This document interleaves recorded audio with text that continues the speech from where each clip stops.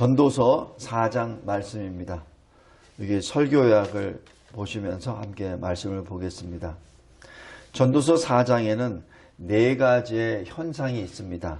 학대, 시기, 외로움, 허무입니다. 이러한 현상은 죄인들에 나타나는 현상입니다. 그리고 죄인들이 머무는 죄인의 사회에 나타납니다. 왜냐하면 우리는 타락한 죄인입니다. 타락은 하나님으로부터 떨어져 나가버린 거죠. 하나님으로부터 떨어져 나갔기 때문에 하나님 밖에 있는 존재가 겪는 것 중에 대표적인 것이 이 네 가지입니다. 그런데 우리는 그리스도 십자가 보혈의 피로 예수 그리스도 믿음으로 우리는 하나님 안으로 들어온 사람입니다. 그래서 우리는 이 학대, 시기, 외로움, 허무라는 것에 빠지지 않습니다. 눈으로 보이는 것에 우리가 좌우되는 것이 아니라 보이지 않는 것, 영원한 것을 우리는 바라보며 걸어가는 믿음의 소유자이기 때문에 그렇습니다. 먼저 첫 번째 1절부터 3절까지 학대입니다. 학대란 무엇입니까? 자기 이익을 위하여, 자기 유익을 위하여 다른 사람의 본성, 필요, 다른 사람의 권리를 무시하고 그냥 계속해서 자기 유익만을 쌓아놓는 것을 학대라고 합니다. 좀 표현이 좀 그렇습니까? 자기 것을 위해서, 자기 유익을 위하여 다른 사람들의 형편이나 성품이나 필요나 모든 것 다 무시해버리고 자기 것만 계속 추구하죠. 그게 악한 겁니다. 남을 전혀 배려하지 않습니다. 자기만 생각합니다. 자기만. 남이 죽어도 상관없습니다. 내가 나를 위해서 그 사람을 짓밟아 버립니다. 그 사람이 배고파도 아무 문제 없어요. 그 사람의 모든 걸 다 뺏어 버립니다. 자기 것만 주장하죠. 그것이 학대입니다. 레위기, 에스겔, 암모스, 미가서에 각각 그것이 나옵니다. 그런데 하나님은 어떤 하나님이시죠? 위로의 하나님이십니다. 고린도후서 1장 3절에요.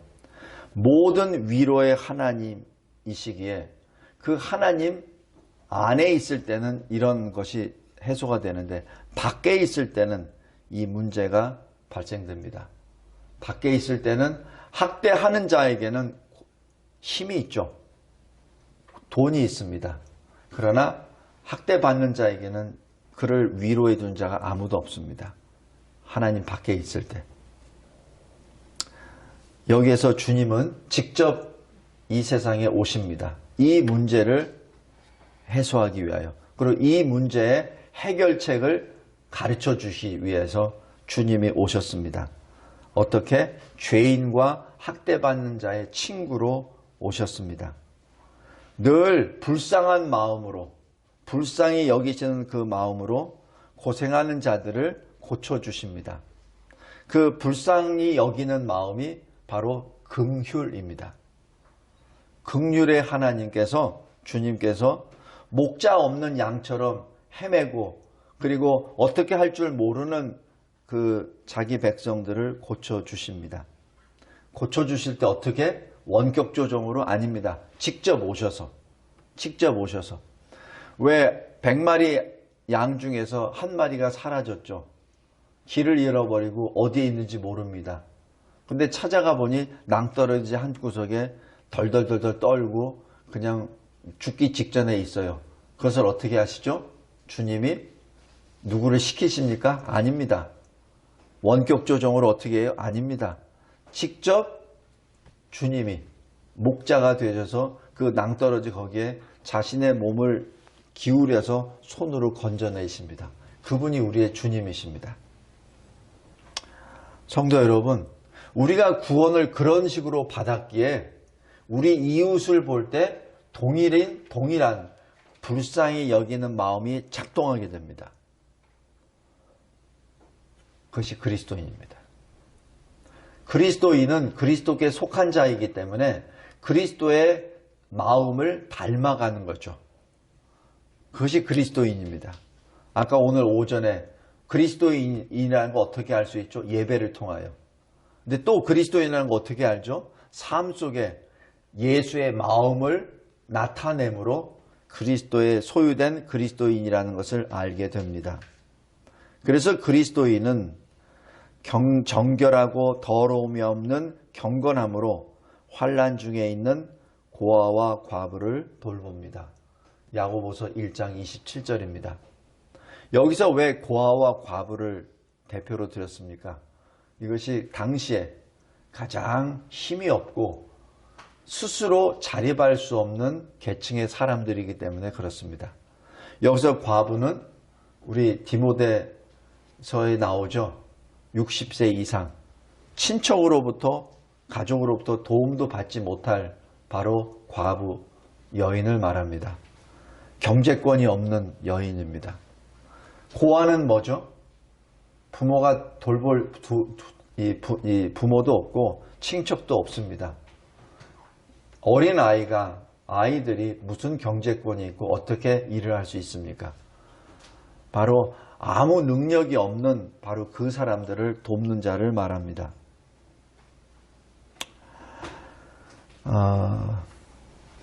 이것이 뭐냐면은 주님의 말씀입니다. 마태복음 7장에도 나오죠. 이 주여 주여 하는 자마다 구원에 이르는 것이 아니고 못 먹는 사람에게 먹을 것이 없어서 궁핍한 사람에게 먹을 것을 주는 사람, 마실 물이 없을 때 마실 물을 갖다 준 사람, 아플 때 아무런 도움의 손길도 없을 때 누가 돕는 자, 예수님이 하신 거잖아요. 네가 가장 낮은 자에게 행한 것이 바로 나에게 행한 것이다 라고 말씀합니다. 그렇지 않은 자를 뭐라고 하죠? 불법을 행한 자라고 표현을 합니다. 다 알아요. 법은 다 아는데 행하지 않은 자라는 얘기죠. 학대입니다. 그 다음에 두 번째 4절에서 6절입니다. 시기입니다. 여기 전도서 3장 13절에 보면은 사람마다 먹고 마시는 것과 수고함으로 낙을 누리는 것, 그것이 하나님의 선물이라 라고 기록합니다. 다시 얘기해서 일을 한다는 것, 내가 일자리가 있다는 것, 그것은 하나님의 선물을 받았다는 표입니다. 그래서 열심히 일을 하죠. 그런데 문제는 일을 하지 않는 사람의 내용입니다. 일을 하지 않으면 어떻게 되죠?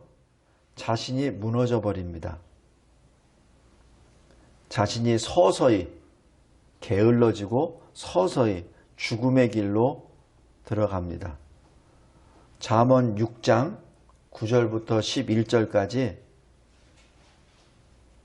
전도서 24장 26절에 이 게으름에 대하여 계속 나옵니다.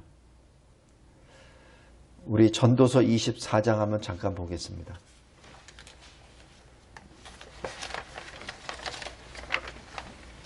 전도사란다. 저 잠언 24장.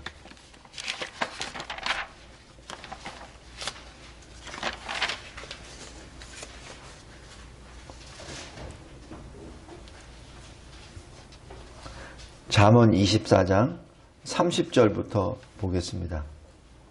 내가 게으른 자의 밭과 지혜 없는 자의 포도원을 지나며 본즉 가시덤불이 그 전부에 퍼졌으며 그 지면이 거친 풀로 덮였고 돌담이 무너져 있기로 내가 보고 생각이 깊었고 내가 보고 훈계를 받았노라.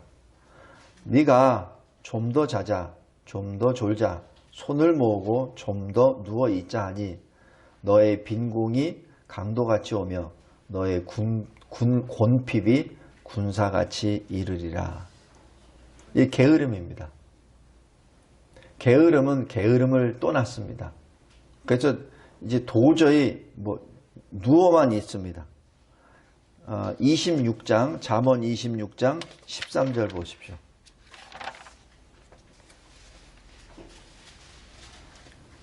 26장 13절부터 16절입니다. 게으른 자는 길에 사자가 있다, 거리에 사자가 있다 하느니라. 문짝이 돌저기를 따라서 도는 것 같이 게으른 자는 침상에서 도느니라. 게으른 자는 그 손을 그릇에 넣고도 입으로 올리기를 괴로워하느니라. 게으른 자는 사리에 맞게 대답하는 사람 7보다 자기를 지혜롭게 여기느니라. 이 게으른 자의 전형적인 모습입니다. 나가서 일해야 되는데 일하라 그러면 나가면 사자가 있어. 나가면 차들이 많이 나서 교통사고나 안 나갑니다. 또 침대에서 안 일어나요. 마치 문이 저기 그 위에 돌저기에서 이렇게 왔다 갔다 하듯이 침상에 누워서 왔다 갔다 굴러만 다닙니다. 절대 안 일어납니다. 그리고 말합니다. 내가 지혜롭지. 나가서 일하면 일한 만큼 손해인데. 그죠? 그러면서 15절에 이럽니다. 밥그릇이 있어. 밥도 있어. 너무 게을르다 보니까 밥을 떠서 입에다 넣기도 귀찮아요. 그래서 게으름이 죽음의 길이라는 것을 여기서 나옵니다. 그런데 그래서 열심히 일을 해요. 그런데 전도서 다시 돌아가면은 열심히 일을 하는데도 불구하고 이 세상에서 이 수고하는 자를 시기합니다. 왜? 열심히 수고를 해서 그 사람이 잘 되거든. 사업이 잘 되고, 그 다음에 뭐 학생이면은 시험도 잘 보고, 뭐 잘 돼. 근데 세상은 어떻게 하죠? 시기 질투하죠. 시기 질투합니다. 그래서 이웃의 시기를 받게 됩니다. 성도 여러분, 이게 바로 죄인 세상의 전형적인 모습입니다. 누가 잘된 거 꼴을 못 보죠. 그러니까 그 사람이 하여튼 무너져야 돼. 그래서 온갖 것을 다 동원하죠. 성도 여러분, 그러면 우리는 이 세상에 사는 우리 그리스도인은 어떻게 살아야 됩니까? 우리는 그리스도를 몸으로 바로 교회로 섬기는 지체들입니다. 우리는 그 누구도 우리와 관계없는 사람이 없어요. 우리 교인 가운데 어느 한 사람이 아프면 내가 아픕니다. 또 어느 한 사람이 즐거워하면 나도 즐거워합니다. 한 몸이죠. 그래서 그리스도인은 어떻게 삽니까? 시기하는 대신 자족하는 마음으로 삽니다. 자족과 만족은 다릅니다. 자족과 만족은 다릅니다. 사람은 만족할 수 없어요. 그러나 스스로 그리스도 안에서 자족할 수 있습니다. 학대 대신에 돌보고 위로해 줍니다. 그래서 함께 고통을 받고 함께 즐거움을 받습니다. 그것이 이 시대 시기하는 죄인의 속성 가운데 사는 그리스도인의 모습입니다. 셋째로 7절에서 12절입니다. 외로움입니다. 두 사람이 혼자보다 낫다라고 얘기하는 것은 우리가 다급할 때 서로 도울 수가 있어요. 또 추울 때 서로 따뜻하게 할 수 있습니다. 또 공격을 받을 때 서로 방패가 될 수 있습니다. 그래서 우리는 교회의 지체들입니다. 그러기에 우리는 서로에게 힘이 되고 필요한 존재가 되죠. 특별히 주님의 날이 가까워지는 것을 볼수록 뭐죠? 종말의 사인이 많아지면 많아질수록 히브리서 바로 10장입니다. 24절 25절입니다. 종말이 가까이 왔다는 사인을 보면 볼수록 더욱 서로 도와줍니다. 서로 사랑과 선행을 아끼지 않습니다. 그리고 모이기에 힘씁니다. 예수님이 하시는 말씀, 두세 사람이 내 이름으로 모이는 곳마다 내가 너희와 함께 하리란 얘기는 서로 도우란 얘기입니다. 너 혼자 기도하는 것도 좋은데 그런데 두세 사람이 모였을 때 내가 더 좋지. 서로 돕는 것을 원하는 것이죠. 사도 바울이 네로 황제가 자기를 죽인 데는 그 때가 가까이 왔음을 봤을 때 사도 바울이 어떻게 하죠? 디모데 후서에 기록됩니다. 디모데에게 말해요. 이제 내가 선한 싸움을 다 싸웠다. 이제 주님을 만날 때가 얼마 안 남았다. 그게 뭐냐면은 순교할 때가 가까이 왔다는 얘기예요. 사형수들은 알아요. 자기가 죽음이 가까이 왔음을 직감적으로 압니다. 지금 사도 바울이 그때 어떻게 하죠? 그때 디모데에게 말합니다. 빨리 와. 겨울이 오기 전에 빨리 와. 거기에 겉옷도 좀 가져와. 춥다는 얘기예요. 춥다는 얘기 없죠? 그게 사도 바울 서신의 특징입니다. 나 추워 죽겠어. 그런 표현 없어요. 나 무서워. 그런 얘기 없습니다. 대신에 디모데야, 속히 와. 거기에 모든 게 다 깔려 있습니다. 그리고 거기에 겉옷 좀 가져와. 그게 다 깔려 있어요. 말 못합니다. 말 안 합니다. 그리고 또 하죠. 가죽 종이에 쓴 책을 가져와. 바로 성경입니다. 끝까지 순교 직전까지 내가 말씀을 봐야 되겠어. 라는 그 사도 바울의 고백이요. 디모데를 향한 표현입니다. 성도 여러분, 순교 직전에 사도 바울이 했었던 것은 눈물을 흘리며 저 좀 안 아프게 해주세요. 저 좀 고통 좀 덜하게 해주세요. 이런 기도가 아니라 디모데 자기 영적인 아들에게 그렇게 하면서 나는 외로운 사람이 아니야. 내가 이 길은 세상 사람들이 두려워하는 길이지만은 나에게는 나의 동역자 디모데가 있어. 비록 나를 버리고 다 떠났지. 디모데후서에 나온 거예요. 디모데에게 다 떠났어. 다 떠났어. 지금 누가만 나한테 있어. 아무도 없다. 그러니 디모데야 나에게 속히 오라. 라는 얘기는 그리스도 안에서 동역자로서 그 동역의 동행함을 통하여 새 힘을 얻고 디모데에게 새 힘을 주기 위함입니다. 여기에는 비굴함도 없고 그리고 비참함도 없습니다. 성도 여러분, 우리 간의 교인 간의 관계가 이런 관계가 되지 않겠습니까? 성도 간의 교제는 삶을 나누는 겁니다. 삶이 뭐죠? 슬픔, 고통, 즐거움, 두려움, 외로움, 모든 겁니다. 그래서 우리가 같이 기도하는 게 거기 있어요.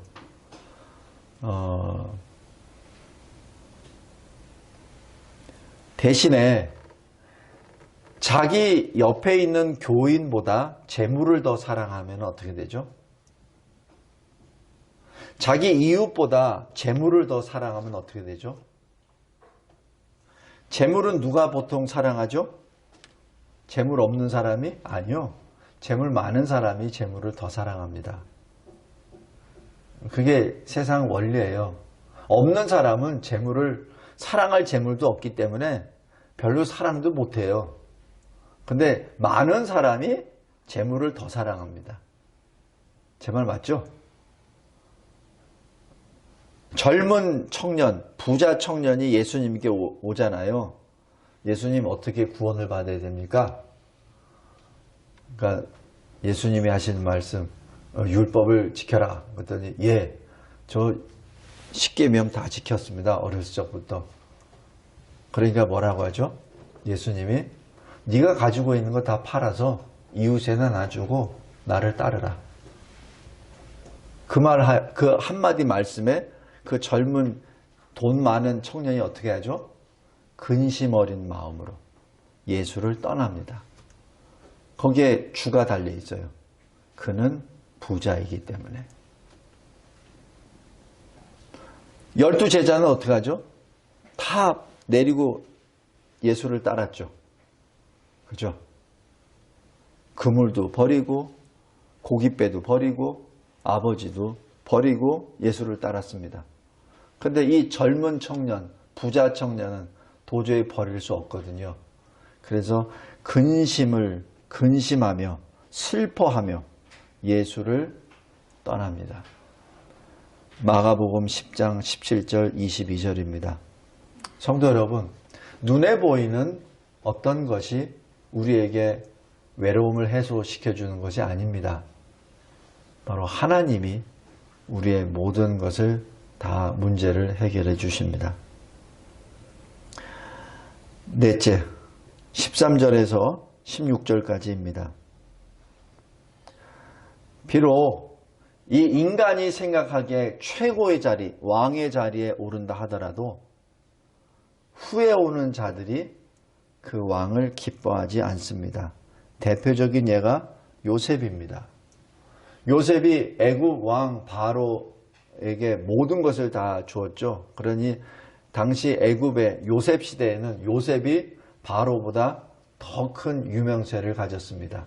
그런데 왕권이 바뀌고 나니까 요셉은 이제 저주와 이 학대의 대상이 되어버리고 맙니다. 이것이 세상 인생입니다. 지금은 잘 나가는 것 같죠. 그러나 어느 순간 그것이 역전이 되어버립니다. 역전이 됩니다. 지금 잘 산다고 그것이 다 얻은 것장 착각하지 말기 바랍니다. 지금 제일 높은 자리에 있다고 밑에 있는 사람은 마음대로 하대하는 건 굉장히 위험한 일입니다.